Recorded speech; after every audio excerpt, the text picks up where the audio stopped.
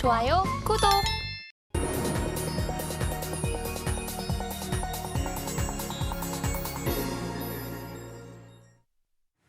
개인 투자자가 아닌 전문가는 장 시작 전 뉴스를 볼 때 어떤 부분에 초점을 맞출까요? 오늘의 일명 헤드라인입니다.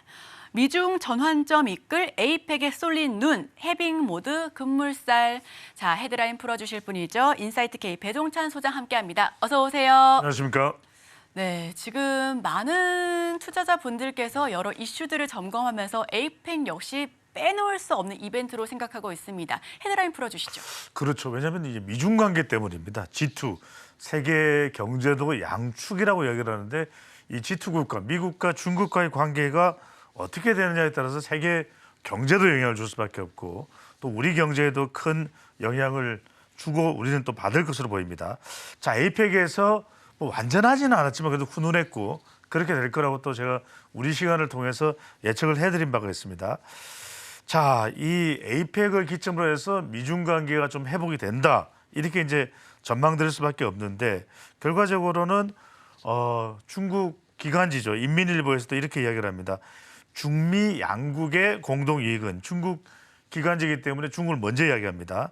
대립보다 크고 중미 각자가 이뤄내는 성공은 서로에게 도전이 아닌 기회다. 이렇게 얘기를 합니다. 그러니까 두 국가가 공이 발전할 수밖에 없는 상황이다라는 걸 이야기하는 거죠. 여러분들 여기서 중요한 것은 결과적으로는 지금 우리 나오는 외신에서도 내년 2분기, 3분기쯤 되면 이제 좀 금리 인하 시작된다는 이야기 나오잖아요. 네, 그렇죠. 그런 이야기가 뭐냐면 내년에는 경제가 무조건 좋아야 됩니다. 무조건 좋아야 된다는 말이 굉장히 낯설게 들릴 수 있는데 바이든 대통령이 내년에 미국 재선을 앞두고 있어요.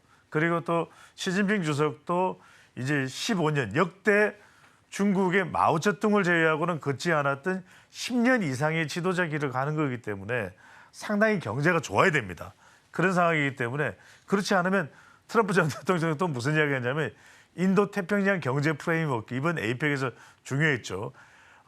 IPEF 자기가 대통령이 되면 없애겠다는 거예요. 그러니까 벌써부터 트럼프 전 대통령의 도발이 시작됐다. 이런 얘기가 나올 정도로 지금 미중 관계는 매우 중요합니다. 그래서 지금 두 국가 사이에 좀 걸림돌이 되어왔던 게 크게 두 가지예요. 하나는 이 대만 관계고 그다음에 미국의 첨단 기술을 중국으로 이제 수입을 해오는 들여오는 것인데 이 부분도 완전하게 풀리지는 않았습니다. 그런데 이번 에이펙에서의 바이든 시진핑 만남이 왜 중요했냐면 여러분들 주목해 볼 부분이 논의를 해보자.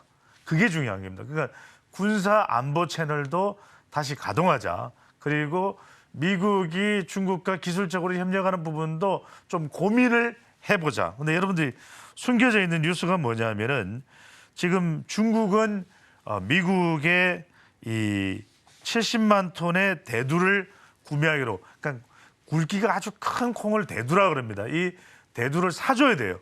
근데 이걸 대량으로 사갈 만한 데가 중국밖에 없습니다.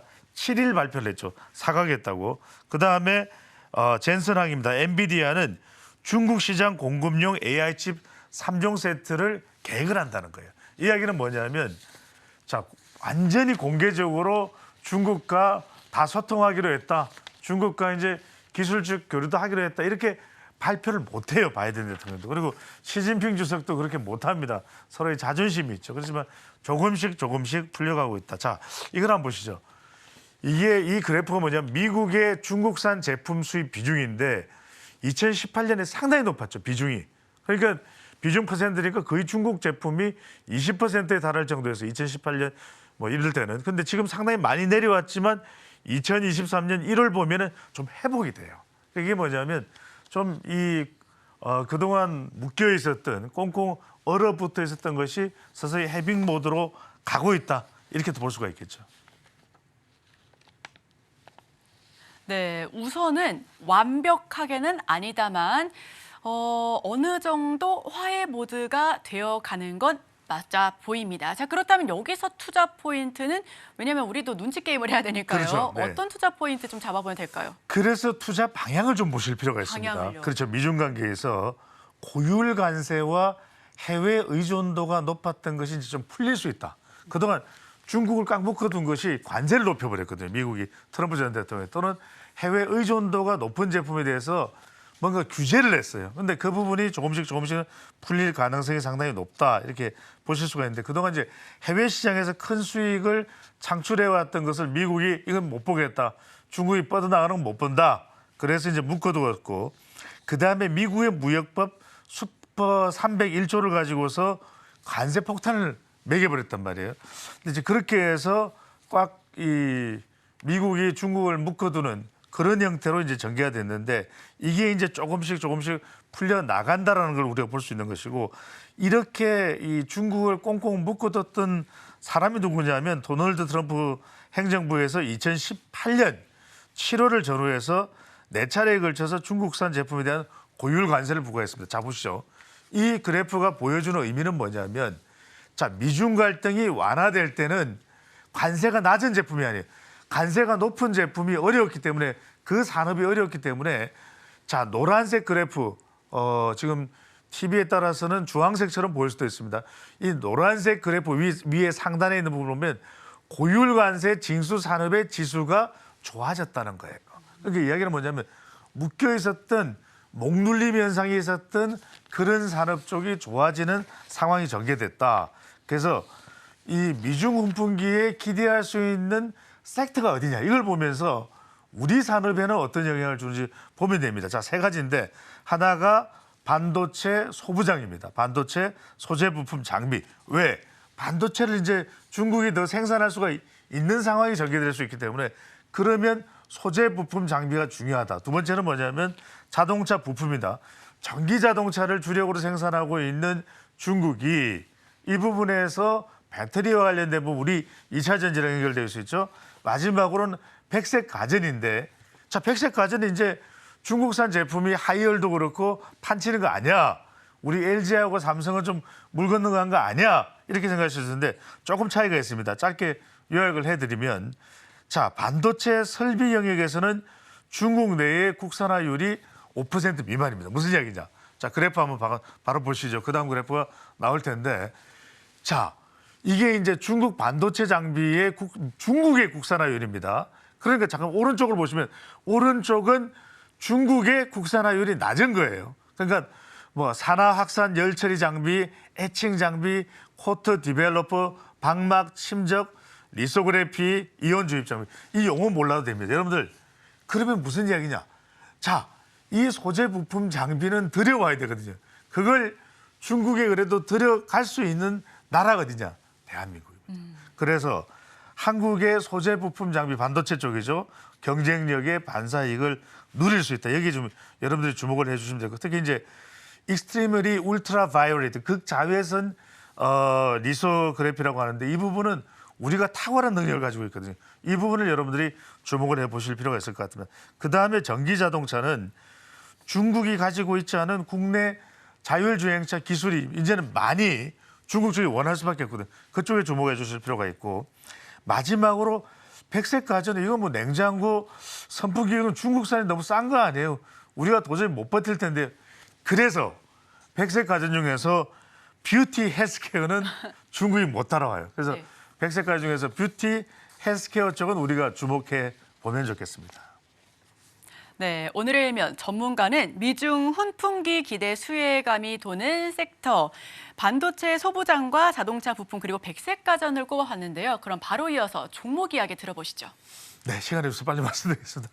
하나솔루션하고 그다음에 하나 오션 플랜트인데 하나 솔루션은 많이 들어봤는데 SK 오션 플랜트입니다. 자, 하나 솔루션부터 말씀드리면 자, 미중 관계 이게 왜 중요하냐면 미국이 여전히 그래도 IRA법은 유지를 합니다. 근데 이 IRA법에서 중국이 가장 타격을 받는 게 뭐냐? 폴리실리콘이 들어가는 신재생 에너지예요.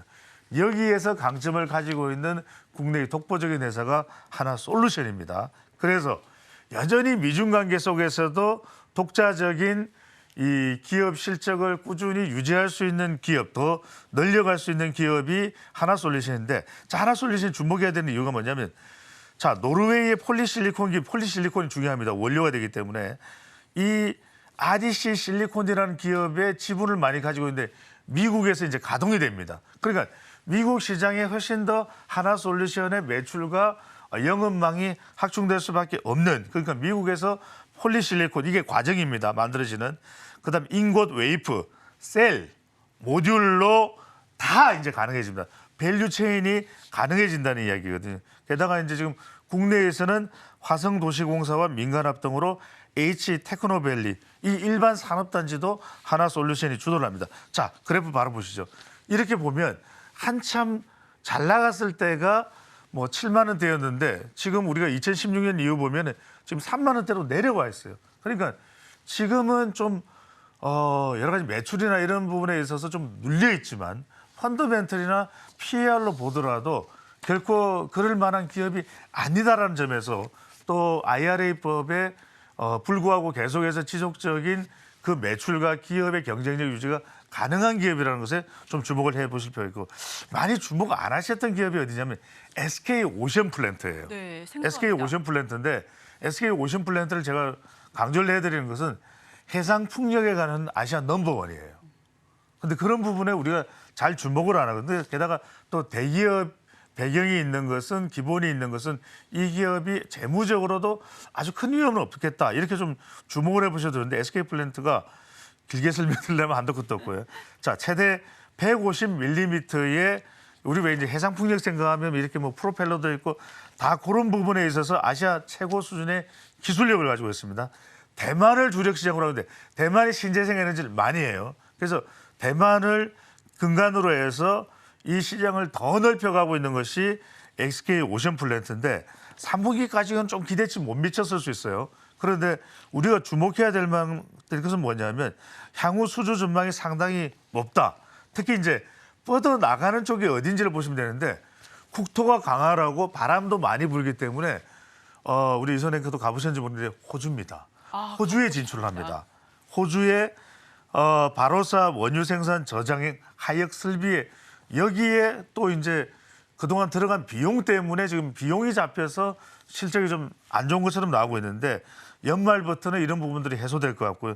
또 해외에서는 대만 시장을 계속 넓혀간다는 말씀을 거듭드렸고, 또 하나 중요한 것이 국내 고성, 경남 고성, 거기도 바람이 많이 불어요.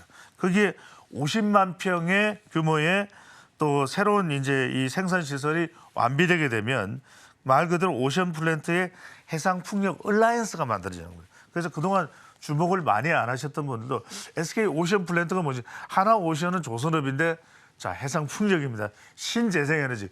그만큼 미국 시장이든 유럽 시장이든 뚫고 들어갈 여지가 상당히 열려있는 아리백 기업이라는 점에서 SK 오션플랜트까지 챙겨드립니다. 네, 저희 두 가지 종목 이야기 들어봤습니다. 태양광 넘버원 한화솔루션, 그리고 해상풍력 넘버원 SK 오션플랜트까지 들어봤는데요. 우리 시청자 여러분들께서도 두 종목 눈여겨봐 주시면 좋겠습니다. 오늘도 덕분에 월요일부터 화이팅 넘치게 시작을 했네요. 지금까지 인사이트K 배종찬 소장과 함께했습니다. 오늘 말씀 고맙습니다. 감사합니다. 좋아요, 구독!